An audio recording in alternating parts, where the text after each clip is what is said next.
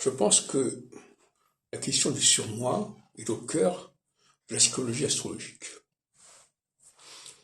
Si le surmoi, d'ailleurs, comme son nom l'indique, c'est quelque chose qui est au-dessus.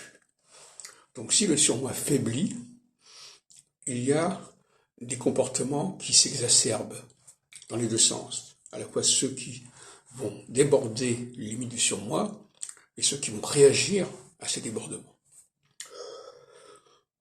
Donc, il semblerait que les configurations astrales vont agir sur ce processus de surveillance que le surmoi, et ce processus va être plus soft en certaines phases et plus lourd en d'autres phases.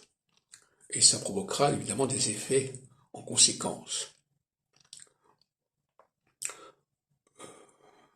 Alors vous savez que dans les topiques sensoriels, il y a un surmoi qui joue sur la question de l'ouïe et de la vue, et un autre surmoi qui joue sur la question de l'odorat et du goût, peut-être même du toucher.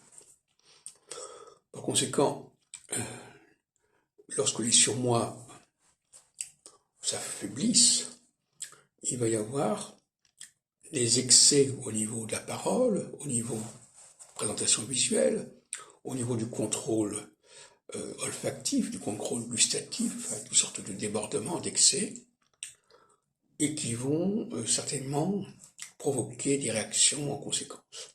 Alors, comme je l'ai dit dans une autre vidéo, quand ces réactions sont relativement faibles, il y a une volonté d'écarter la personne au sein d'une société donnée, et quand ces processus, ces réactions sont fortes, il y a une volonté d'évacuer carrément les gens vers un autre espace, et même éventuellement de les bannir d'une manière ou d'une autre.